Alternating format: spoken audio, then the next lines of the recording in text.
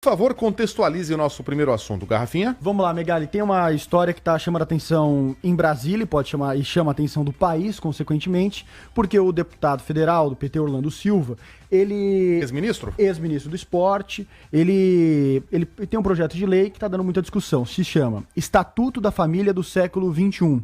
O projeto, ele coloca ali no texto que serão reconhecidas como famílias todas as formas de união entre duas ou mais pessoas, ou seja, o casamento de homem e mulher, mas pode ser o casamento maior, pode ter o homem, a mulher e uma outra mulher, pode ter um casamento ali.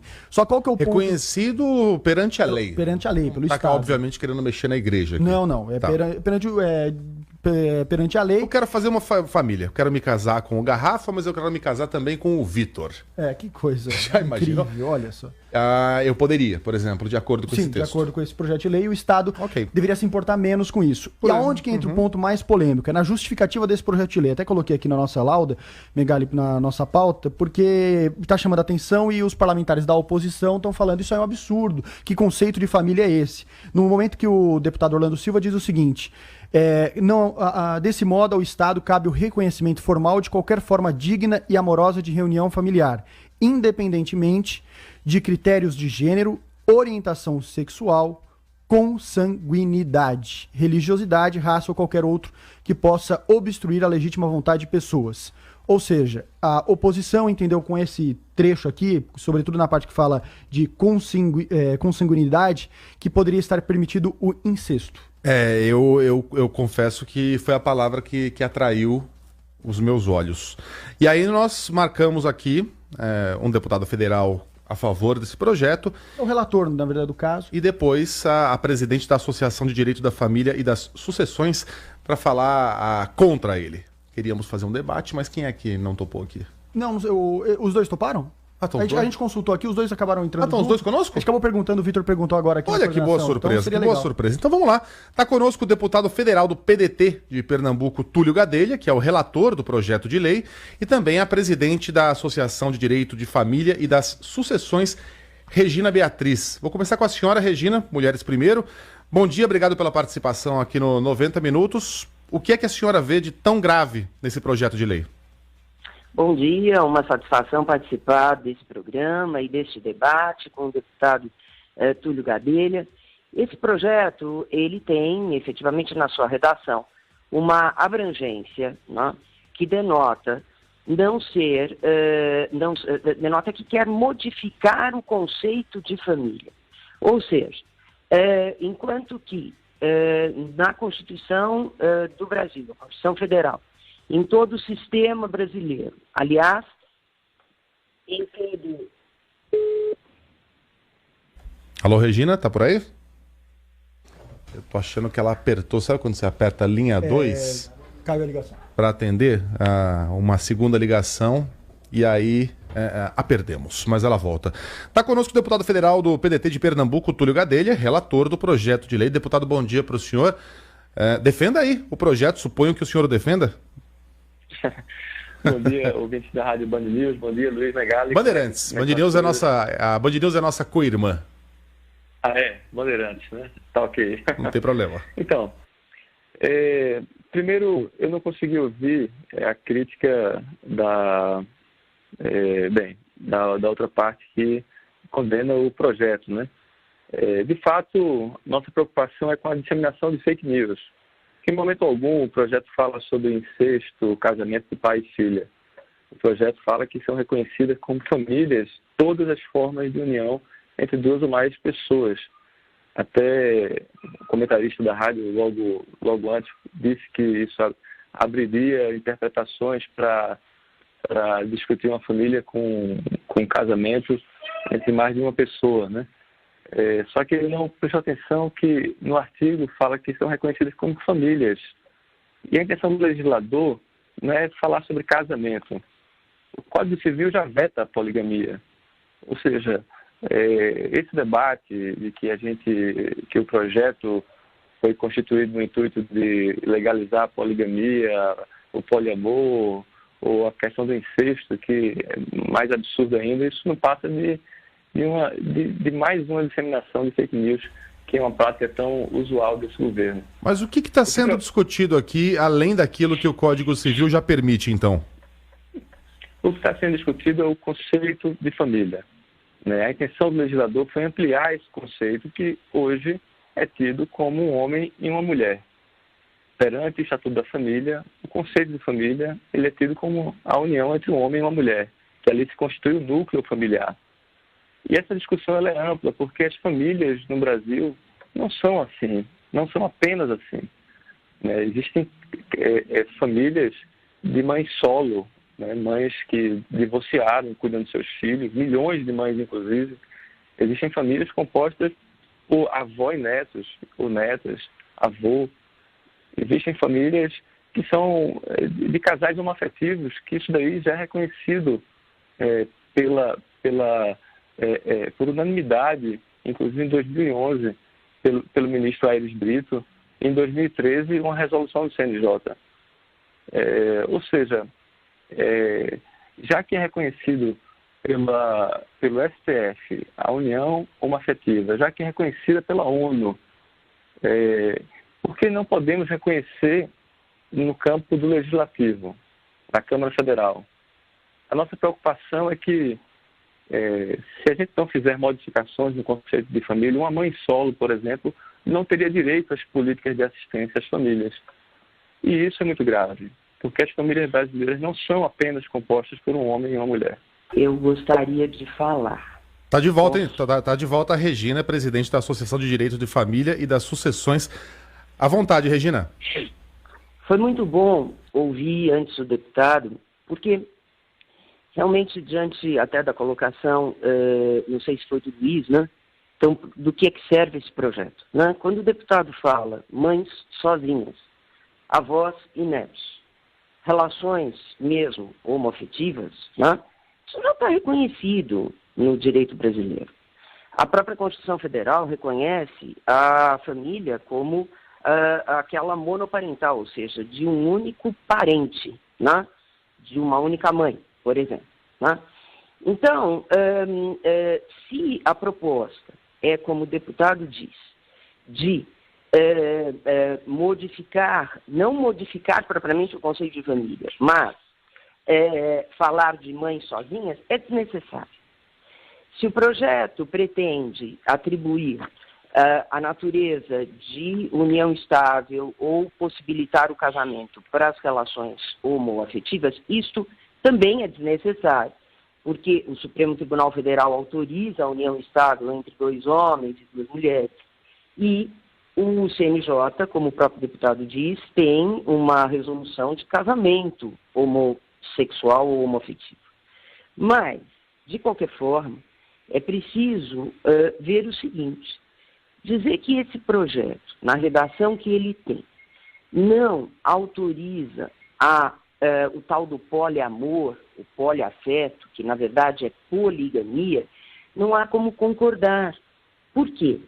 Porque o projeto é claro, dizendo união entre 2 ou mais pessoas. E o que é poligamia, o que é poliamor? É relação entre um homem e 2 mulheres, uma mulher e 2 homens, 4 homens, 5 mulheres, enfim. É relação que não é monogâmica. Né? E aqui é importante, né, lembrar o seguinte, que também nas uniões homossexuais, segundo o próprio Supremo Tribunal Federal, em todos os votos daquele acórdão do ano de 2011, o famoso acórdão, a união homossexual, para ser união estável, para ser família, tem que ser monogâmica, porque isso está na Constituição. União estável é a relação entre 2 pessoas. A Constituição diz um homem e uma mulher. O Supremo veio interpretar dizendo podem ser 2 homens ou 2 mulheres, mas monogamia. Então, ainda, né, a gente tem que lembrar o seguinte: vamos olhar o histórico do projeto que está no portal da Câmara dos Deputados. Segundo esse histórico, foi pedido pelo próprio, não sei se pelo relator ou pelo autor, mas foi pedido, né, por quem defende o PL, o projeto, que fosse apensado a ele um outro projeto que diz o seguinte, ou propõe o seguinte: relação poliafetiva não é relação de família, não cabe aqui, portanto, constituição de união estável ou celebração de casamento. Basicamente isso, em outras palavras. Então, por que pediu apensamento? É claro que seria para fazer, para colocar os dois projetos em lados opostos. E é claro, portanto, que esse projeto, independentemente, né, do debate sobre propor ou não relações incestuosas, como relações de família, legalizar casamento de pai com filha, etc. Vamos tirar esse debate nesse momento, né? Que esse projeto propõe a mudança do sistema brasileiro, sem, inclusive, um processo um processo legislativo da órbita constitucional, de mudança de Constituição, de emenda constitucional, que esse projeto propõe a modificação da monogamia para a poligamia nos casamentos e nas uniões estáveis no Brasil, isso me parece inegável. O senhor concorda, deputado? Eu queria pedir desculpas, porque ainda não sei com quem estou debatendo. É com a dona Regina Beatriz, que é presidente da Associação de Direito de Família e das Sucessões. Certo, ok. Eu me apresento, deputado Túlio. Muito obrigado, eu sou Regina. Túlio, eu sou Regina Beatriz Tavares da Silva, sou especialista em direito de família e ocupo hoje em dia o cargo de presidente da ADEFAS, que é a Associação Brasileira de Direito de Família e das Sucessões, e estudo essa matéria há praticamente 40 anos. Perfeito, doutora Regina. Então, deixa eu colocar aqui uma breve elucidação sobre o que está sendo debatido, né? Sobre essa pauta da Constituição de Família, como bem colocado aqui, o que nos preocupa é que na lei do deputado Anderson Ferreira, no Estatuto da Família, ele está escrito com esses termos. Para fins desta lei, o artigo 2 define-se a entidade familiar como núcleo social formado a partir da união entre um homem e uma mulher, por meio de casamento ou união estável. É isso que diz a lei que define o Estatuto da Família hoje. A intenção do legislador, e aí eu falo, não fui eu o autor da alteração do projeto de lei, mas eu estou sendo relator, é ampliar esse conceito. A discussão sobre casamento, ela não vem à tona aqui, porque essa discussão já foi superada, como bem colocou a doutora Regina. O STF, em 2011, já reconheceu por unanimidade a união estável por parceiros do mesmo sexo. Em 2013, tivemos a resolução 175, do casamento homoafetivo, né, de pessoas do mesmo sexo. Ou seja, essa discussão está superada. A discussão que nós queremos travar aqui é sobre o conceito de família. Porque hoje, uma mãe solo, dentro do Estatuto da Família, ela não é compreendida como família.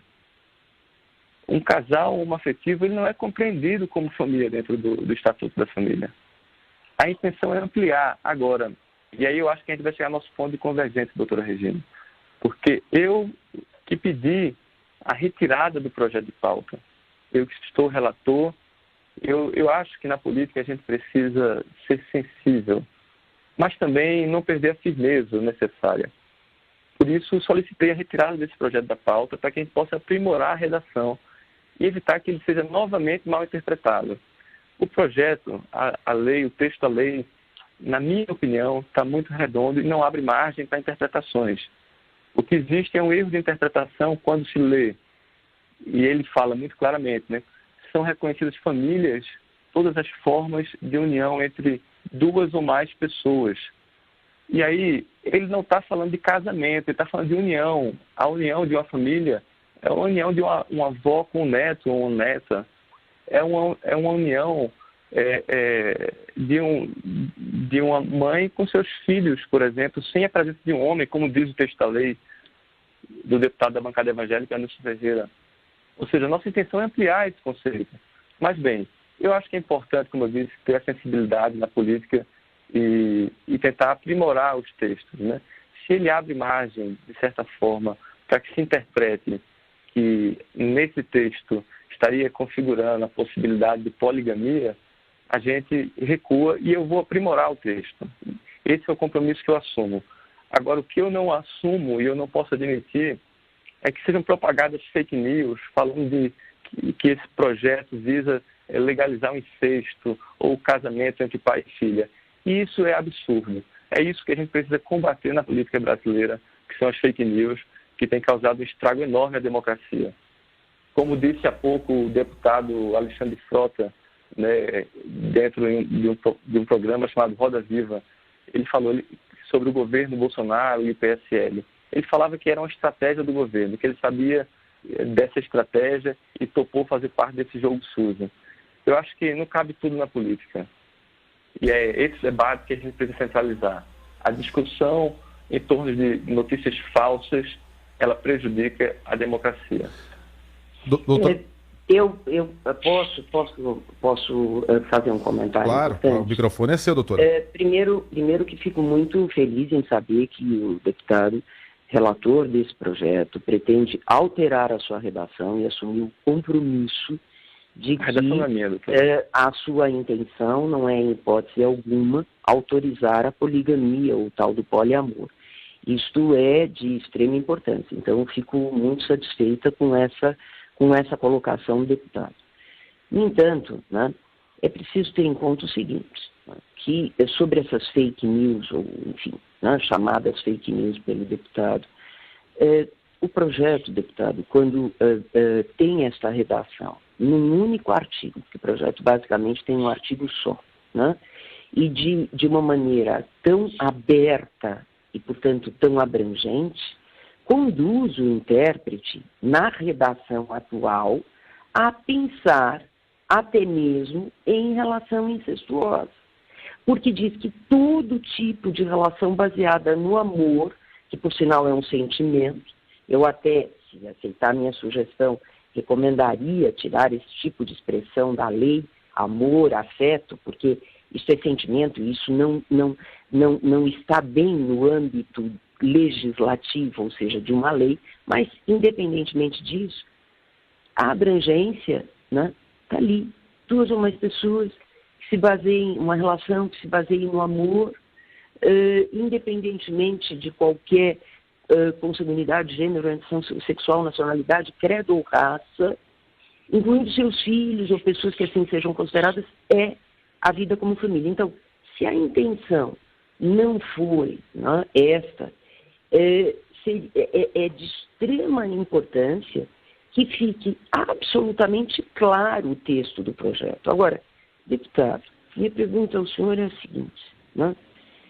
Se na Constituição Federal relações de mães sozinhas já são relações de família, a própria Constituição diz, família monoparental, né? O deputado justificou dizendo aquele outro PL quer limitar o conceito de família ao casamento à união estável entre um homem e uma mulher, né? Por isso esse projeto teria sido proposto. Por que não, então, diante da discordância em relação àquele outro projeto do Estatuto da Família, né, chamado Estatuto da Família, não combater aquele projeto? E por que então vir apresentar um projeto com tanta abrangência que leva a uma série de interpretações e que data venha, não se pode considerar fake news e tampouco ligar isto com o governo atual, né? Eu vi manifestações nas redes sociais de pessoas, inclusive a minha, que não tem, né, nenhuma ligação partidária, mas muitas outras pessoas que não têm ligação partidária. Professores que estavam interpretando, né, essa proposta daquela forma, e não em forma de fake news, né? É muito importante o cuidado com o texto. Agora, eu repito a pergunta, né? Por que não, obviamente, usar de todos os instrumentos legítimos, lícitos do Poder Legislativo contra, né, se não aceitam, contra aquele projeto de lei, e simplesmente isso, e virem apresentar um projeto que, segundo o que o deputado coloca, é algo que já está consolidado, né, no ordenamento brasileiro pelas suas mais diversas formas, né? Essa é a minha dúvida. Uhum. Doutora Regina, com relação às pessoas que contestam a amplitude desse conceito, que o autor colocou no artigo 2, eu acho que tenho contemplado essas pessoas quando eu solicito a retirada de pauta, desculpe, e prezo pelo aprimoramento da redação, né? Eu acho que esse debate nos trouxe para um outro debate mais amplo, que é o debate da fake news. Como eu havia colocado aqui, lógico que tivemos críticas as mais leais possíveis, como também tivemos críticas das mais baixas e desleais. A preocupação é que, independente de como tratado na Constituição, o projeto, como eu havia lido no artigo 2 anterior, que define como núcleo familiar um homem e uma mulher, exclui outras possibilidades e, com isso, exclui também políticas de assistência a essas outras possibilidades de família. Assistência das mais diversas, de serviços sociais, destinados às famílias vulneráveis, pela pobreza, exclusão, de possíveis programas. Por isso que a gente precisou ampliar esse conceito. E aí eu compreendo que houve uma abrangência excessiva por parte do autor. Eu, na relatoria, devo alterar esse texto para tentar restringir o conceito. Aliás, deputado, deixa eu interromper o senhor, só para entender o que o senhor está prometendo aqui. O senhor vai retirar todo o projeto da pauta e pedir para que a redação seja refeita, ou vai pedir a alteração somente desse trecho da poligamia? Não tem poligamia aqui, né? Desculpa, perdão. Perdão. Deixar bem claro. Exato. De 2 ou mais pessoas, perdão. Faremos alterações em todo o corpo. O senhor vai retirar o projeto da pauta? O projeto já foi solicitado a retirada da pauta e nós já entramos com o aprimoramento da redação na próxima semana. Ok. Para evitar que ele seja mal interpretado. Ok. Pode prosseguir, perdão. Pois é. Eu acho que essa discussão... Desculpa, doutora Regina quer falar com isso? Não, imagine, pode falar, deputado. Que isso, eu falo o seguinte, por favor. Eu acho que a gente já conseguiu concluir aqui, as 2 ideias já foram colocadas. Eu só gostaria de fazer uma provocação para a dona Regina, porque ela apontou muito bem que não cabe um conceito abstrato, né, dentro de um texto jurídico. E amor é um conceito abstrato. Eu gostei muito desse cuidado com o uso da palavra. Doutora Regina, o conceito de família como sendo um homem, uma mulher, um casal apenas, ele é baseado numa moralidade, a gente sabe, né? Está na Constituição, ok, está escrito lá no Estatuto da Família, mas essas coisas podem ser mudadas. Com o tempo, muitas coisas são mudadas. Ela é baseada em uma moralidade, e moralidade também é um conceito abstrato, né? Que vai mudando de gerações para gerações e que depende de pessoa para pessoa. Por que essa resistência para que haja outros tipos de família, né? Que a palavra família possa abranger outras concepções e aí indo bem longe, inclusive o poliamor, se for o desejo individual de 2 ou mais pessoas? Não é digamos assim, nenhum preconceito, nem uma resistência infundada, tá? A Constituição Federal é muito clara, que a relação de união estável e, obviamente, do casamento, ela só pode existir entre 2 pessoas. Aliás, a Constituição fala um homem e uma mulher, né? No artigo 226. O Supremo interpretou, então, de uma maneira mais abrangente, estendendo também para as relações entre pessoas do mesmo gênero ou do mesmo sexo, 2 homens ou 2 mulheres. Então, primeiro nós temos que partir da Constituição Federal para ver qualquer mudança no direito brasileiro para instituir poligamia ou poliafeto ou poliamor, ou seja, a relação entre mais do que 2 pessoas, um homem, 2 mulheres, 3 homens, etc., precisaria mudar a Constituição. Não há como uma lei no âmbito federal, né, passar por cima da Constituição, violar a Constituição Federal e instituir poligamia no Brasil. E nem haveria como, né? Primeiro, porque a Constituição é soberana, é a lei maior, todo mundo sabe disso. Segundo, porque todo o sistema nosso, o sistema do direito de família, né? O sistema que regula o casamento, que regula a união estável, que regula a dissolução em vida, na morte, direitos sucessórios, direitos previdenciários, etc., né? Se baseia na monogamia. Qualquer mudança de monogamia para poligamia geraria um transtorno completo no sistema. Então, se quiserem tentar implementar a poligamia, mudem a Constituição, número 1. Depois mudem toda a legislação, toda a legislação federal, não só o Código Civil, que diz respeito ou que traz consequências ou efeitos do casamento da união estável. Esse é um ponto. São 2 pontos, aliás, que eu citei fundamentais. Mas tem um terceiro ponto. Tá? É preciso ver o que a poligamia ou o tal do poliamor causa nos países que adotam esse sistema, que são a maior parte dos países da África e alguns poucos países do mundo asiático. Todo o Ocidente, todos os países do Ocidente, a maior parte dos países do Oriente adotam a monogamia.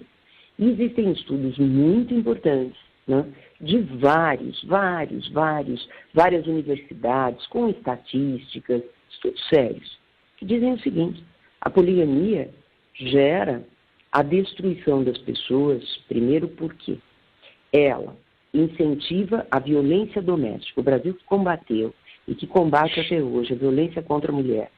Nós vamos pensar num sistema que traz um maior índice de violência doméstica. Eu acho que isso seria um absurdo. A poligamia também, segundo essas estatísticas, isso daria, enfim, um largo tempo para nós expormos a respeito disso, mas uma outra estatística importante, acarreta o maior índice de mortalidade infantil. A desarmonia nas relações é evidente, não é? As mulheres, elas não aceitam interiormente, e, portanto, aí exteriorizam, né, se exteriorizam os conflitos, não aceitam interiormente essa divisão entre várias mulheres de um mesmo homem. Né? Aliás, é dito por estudos também da órbita, digamos, da órbita da antropologia, de outras análises até psicológicas, que a monogamia é algo atávico no animal humano. Aspas, animal humano. É atávica, como alguns animaizinhos, propriamente, né, do mundo animal, também são monogâmicos. Então, tudo isso precisa ser analisado com profundidade.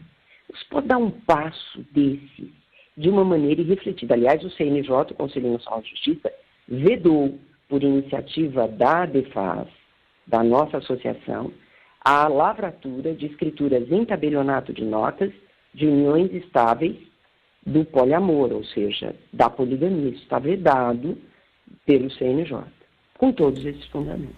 Muito bem, muito bem. A não ser que o deputado Túlio Gadelha prefira acrescentar algum novo dado, deputado? Oi. Não, só acho que esse debate da poligamia não é um debate para esse século, né? Inclusive no Congresso a gente tem debatido questões do século XIX ainda, sobre combate ao trabalho infantil, trabalho análogo à escravidão, ou seja, eu acho que essa é uma discussão para outro século. O que a gente precisa discutir, na verdade, hoje é o respeito às várias formas de família, às mães solo, aos avós que cuidam e criam dos netos, aos casais homoafetivos. Eu acho que essa também é a verdadeira família brasileira. Por isso, eu acho que esse debate sobre o respeito ele deve ser central no dia de hoje. E só para encerrar com uma pergunta bem prática, deputado, o senhor deve apresentar, o senhor não, né? O senhor é relator, mas um novo texto deve ser apresentado, e aí vai tratar da retirada da parte que fala de 2 ou mais pessoas e da questão de consanguinidade também. O que mais que deve ser mudado? Não, eu não falei que iria retirar nenhuma dessas partes. Eu falei que iria estudar o texto e alterar para evitar que ele abra para mal interpretações, né? Por isso, devo apresentar na próxima semana e eu acho que devemos ter avanços aí. Tá, entendi. Você vai apresentar... Posso fazer uma pequena colocação? Por favor. Quando o deputado disse o debate é dos dias atuais e não de próximos séculos, né, fazendo uma alusão, claro, à poligamia, ou ao poliafeto, ao poliamor, como se fosse algo inovador do futuro e que não estaria em termos hoje de ser tratado, poliamor, poliafeto, poligamia é coisa do passado, é coisa primitiva, é coisa tribal, é coisa dos homens das cavernas ou das mulheres das cavernas. A monogamia prevaleceu na maior parte dos países, né, que são desenvolvidos, né, com os maiores IDHs, Índice de Desenvolvimento Humano, exatamente por quê? Porque a monogamia é civilizada, a poligamia não é civilizada, portanto, não é do futuro, é do passado. Desculpa, deputado, mas eu tinha que fazer essa observação porque, efetivamente, isso advém de muita análise, de muito estudo. Sem dúvida, doutora Regina. Respeito sua opinião e, como falei, o debate desse momento atual é sobre o respeito. Muito bem. Muito obrigado. Conversamos, então, com muito respeito, com muita civilidade, com o deputado federal do PDT de Pernambuco, Túlio Gadelha, e com a presidente da Associação de Direito de Família e das Sucessões, Regina Beatriz. Doutora Regina, obrigado pela participação aqui no 90. Eu que agradeço mais uma vez. O mesmo para o senhor, deputado. Um abraço. Grande abraço. Agradeço os ouvintes pela paciência também.